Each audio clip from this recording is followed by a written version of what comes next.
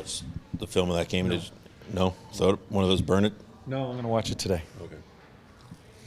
What does a game like that, do you read into your leadership of a group like this when there's just no push in a game like that? I don't, like I said last night, I don't have any, I just don't know what to say to you about it. I'm not trying to be an ass, but I just don't know what to say about the game. We should be embarrassed. Yeah. Is this was last night like one of the most disappointing games for you? It's the most embarrassed I've been for our organization, yes. Yeah. And it's not, this isn't just about players. This is about an organization. I'm embarrassed for the organization. I mean, obviously you mentioned yesterday before the game that Pittsburgh has really tightened down defensively as well, and they're actually doing what you guys want to do. How much do you balance that between, how much was them and how much was you guys last night as far as trying to get I will never take credit away from a team. It happens a lot. You hear coaches speak after games. When a team beats you, we weren't ready to play this, that, the other thing. And I'm not going to be disrespectful to that team because that team has had to play this way mostly all year long with some of the injuries that they've had. And I'm embarrassed for our organization. That's all I can say. I'm not going to get into specifics. It is one of the most embarrassing moments I've had as a coach with this organization. Did you guys do you expect that feeling to change the way these guys go about it, or do you have to change something you do in terms of how you coach this team beginning in Ottawa? Well, there's always coaches are always how can I say? Coaches are always looking for ways to get. Hey, listen, and I'm not separating myself from the team. That game last night, I coached it. I prepared. The coaches prepared them. We're in the same category as far as we should be embarrassed, as far as how we went about our business. The coaches are not separate from the players, so the coaches need to look at themselves also, and we have to make adjustments how we prepare for our next game. I'll answer your question that way. Yeah. In the old days, this would have been a bag skate today? Well, it's tough. It's tough with a 1 o'clock game. I mean, you got to be really careful as a coach when you're upset with a team about pounding your chest and then destroy them for that. We do have a game at 1 o'clock tomorrow. That's what our whole preparation as far as we had a bright and early meeting this morning. We have our practice. We have 2 more meetings prior to the game. This is all in preparing to try to win our next game. You got to be really careful as a coach, no matter how aggravated you are. It's not about you and your aggravation and feeling good about yourself by pounding your chest. We're not going about it that way, that's for sure. You talked about before the game in Washington about how quickly this thing can get away from you here. It's reached a point now where there has to be a response or it's over. Yeah, we're underwater.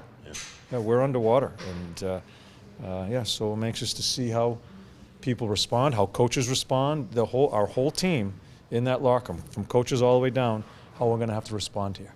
Is that feeling you talked about, the embarrassment, is that something you felt needed to be addressed like right away last night, or was it something that you wanted to address with the team? How I addressed the team, I did not address them last night. How I addressed the team this morning, that's between the team and I.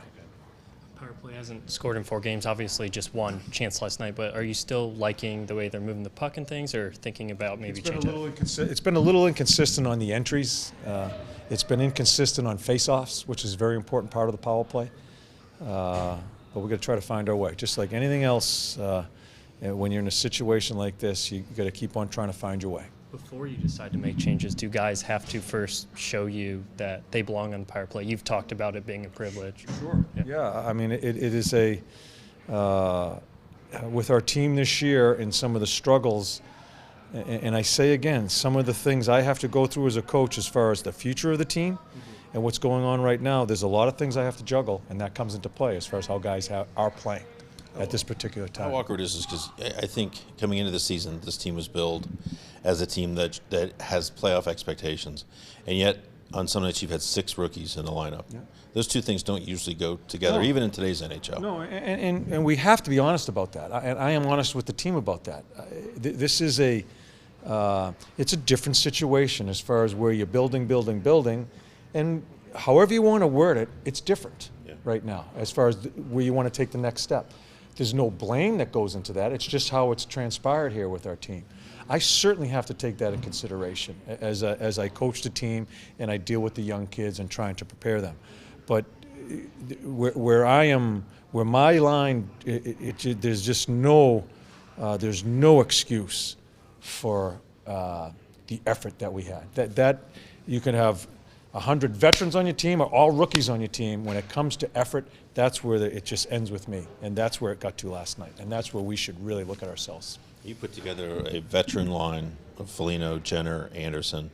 How much does the turnover on the opening shift just sort of set the tone for the evening? It's a 3-on-1. It's amazing what happens, and just people may think they're just small little plays, but how quickly it changes the mindset of your team, if it's a good thing that happens, or the opposing team and them mounting a little momentum on you right away.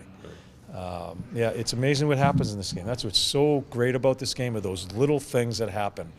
And we certainly have to be more cognizant of those type of things if we want to get above water. How big of a tell is the way you play Saturday?